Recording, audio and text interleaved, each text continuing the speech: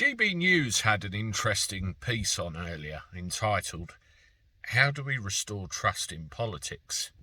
And they were having a conversation about this.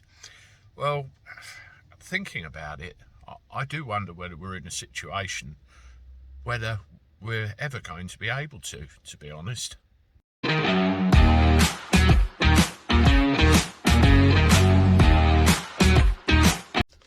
How do everyone? Welcome back to the channel for a Saturday. Hope you're doing all right. I certainly am. It's been a reasonable day today. Done some family stuff and off to work tonight. Well, if you haven't done so already, can you please subscribe to the channel? You can do that by hitting the subscribe button underneath. Hit the notification bell and give the video a like also. It all helps tickle the fancy of the YouTube algorithm and gets me up there to the dizzy heights where I hope this whole thing will be. So thank you very much. Speaking of dizzy heights, you know, when you reach the dizzy heights of Parliament and become an MP, you certainly walk into a completely different life to what you had before. You know, a lot of people go into Parliament probably with honourable intentions. They want to get nominated for higher office. They want to serve their constituents and do their bit to help. And then you get government ministers and certain ministers that may have questionable backgrounds and questionable characters, and you think, how the hell did they get there? I mean, you look at the recent debacle over the last few days with Owen Paterson. He's apparently done something that's against lobbying rules.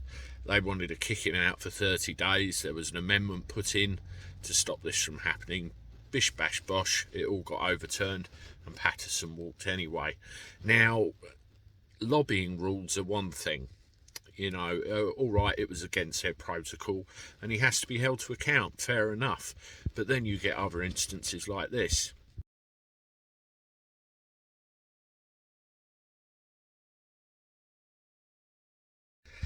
Yes, someone in public office, Claudia Webb in this case, has been handed a suspended sentence and found guilty of a criminal offence.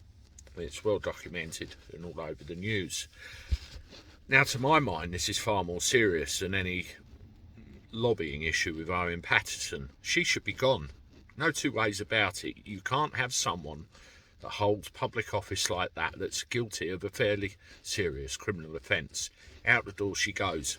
I'll give Starmer his dues here. She's had the Labour whip removed, which means she's no longer classed as a Labour MP. She's a sitting independent. But she's got it in her mind that she's going to hang on and hang on and hang on and not walk away. That would be the right thing to do. But, you know, who in their right mind could sit there like that and continue, or try and pretend to continue as if nothing's happened? If there was an election tomorrow, I doubt she'd get in. Do you? Let me know in the comments what you think. She needs to go, and she needs to go now. It's matters like that that erode our trust in politics even further. The main issue, from my point of view, when somebody tells me they're going to do something, I take them at their word that they're actually going to do it.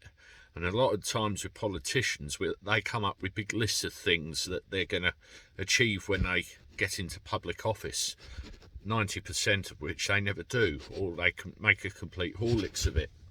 I'm not going to name him, but there's a politician that springs to my mind straight off that apparently had a 5-part plan for the local area if he got into office, a Conservative MP. I'm still waiting for him to get past step number 2. You know, another example. That's one thing. They're just not honest with their intentions when they walk into the job. And also, they're all the same now, really. In the old days, you had Labour and you had Conservative. All the posh toffs with blue ties on one side and the party of the working man and woman on the other side. And they're all university educated. Half of them probably haven't got a clue how the real world works and come from very wealthy backgrounds and don't know what it really is to suffer. I think to restore trust in politics, you need more of the likes of us in there. Businessmen, people off the streets that know what it is to struggle to buy a loaf of bread maybe one day, and then you might get somewhere close to restoring trust in politics. But I can't see that ever happening. They've got too much of a stranglehold on the whole thing. And of course, we know our thoughts and feelings on what's been going on in the last 2 years as well. Let me know what you think. You know, is it a case of Guy Fawkes was the last person to walk in the place with honest intentions? Or do you think something else? It's interesting.